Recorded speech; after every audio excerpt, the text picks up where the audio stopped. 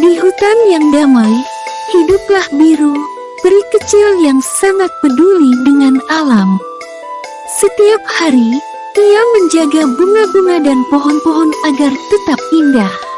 Tapi suatu hari, hutan mulai kehilangan warnanya. Pohon layu dan bunga-bunga berhenti mekar. Biru menemukan penyebabnya, sebuah batu besar menghentikan aliran sungai. Dengan kekuatan peri dan ketekunannya, Biru berhasil memindahkan batu itu, dan air pun kembali mengalir. Hutan pun pulih. Biru tersenyum sambil berbisik, "Kita harus selalu menjaga alam agar tetap hidup dan indah."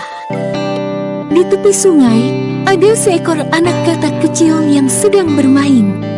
Saat itu, dia melihat sekumpulan lembu besar di jalan. Anak katak menatap kagum ke arah lembu-lembu besar yang berjalan di pinggir jalan.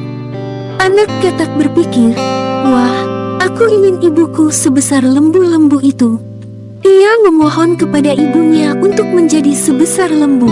Sang ibu mulai menghirup udara hingga perutnya menggelembung. Perut ibu katak terus membesar, tetapi tiba-tiba ibu katak terlihat kesulitan bernapas. Ibu katak mulai susah bernapas. Anak katak panik dan segera menghentikan keinginannya. Ibu katak kembali normal, dan anak katak memeluk ibunya. Akhirnya, anak katak bersyukur dan berkata, "Aku senang meskipun ibuku tidak sebesar lembu." Di padang rumput yang indah, hiduplah seekor anak gajah yang besar dan kupu-kupu kecil yang mungil. Meskipun ukuran mereka sangat berbeda, mereka adalah sahabat sejati. Setiap hari, mereka bermain bersama, tak peduli meskipun kupu-kupu kecil dan rapuh, sementara anak gajah besar dan kuat. Mereka selalu saling menolong. Ketika kupu-kupu tersangkut di dedaunan, anak gajah menyelamatkannya. Dan ketika anak gajah sedih, kupu-kupu terbang di sekelilingnya untuk menghiburnya. Persahabatan mereka tidak tergoyahkan oleh perbedaan. Mereka tahu bahwa teman sejati selalu ada, apapun keadaannya. Persahabatan itu akan dikenang sepanjang masa, mengajarkan bahwa kekuatan sejati ada dalam kebersamaan. Ini adalah Budi, seorang anak yang rajin dan selalu semangat belajar di sekolah. Dia tidak pernah melewatkan satu pun pelajaran. Budi selalu berusaha memahami setiap pelajaran. Jika dia tidak paham, dia tidak ragu untuk bertanya kepada gurunya. Bukan hanya pandai, Budi juga suka membantu teman-temannya. Dia selalu berbagi ilmu dan membuat belajar menjadi lebih menyenangkan. Karena kebaikan dan kepandaiannya, Budi dikagumi oleh gurunya, disenangi oleh semua teman-temannya, dan orang tuanya pun bangga dan semakin menyayanginya. Rajin belajar bukan hanya membuatmu pandai, tetapi juga menjadikanmu teman yang baik bagi semua orang. Di atap rumah yang gelap, bersembunyi sesosok hantu yang sangat menakutkan. Dia dikenal sebagai hantu pemakan anak malas. Siang hari dia bersembunyi, tetapi saat malam tiba, dia keluar berkeliling, mencari anak-anak yang malas belajar dan malas beribadah. Jika dia menemukan anak malas, hantu ini akan masuk ke kamar dan berbaring di sampingnya dengan wajahnya yang menyeramkan. Jadi berhati-hatilah, rajinlah berdoa dan jangan malas. Kamu harus like dan subscribe. Jangan sampai hantu ini datang ke tempat tidurmu malam ini. Inilah kesedihan ibumu jika kamu nakal dan suka membangkang.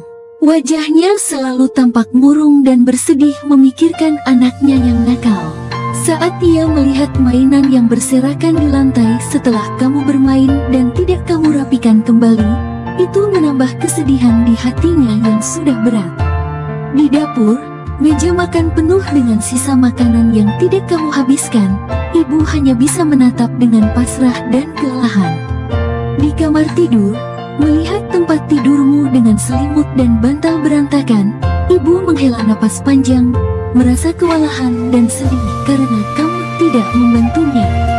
Saat kamu tidak di rumah, ibumu duduk sendiri merenung, berharap ada keajaiban untuk kenakalan anaknya yang susah diatur.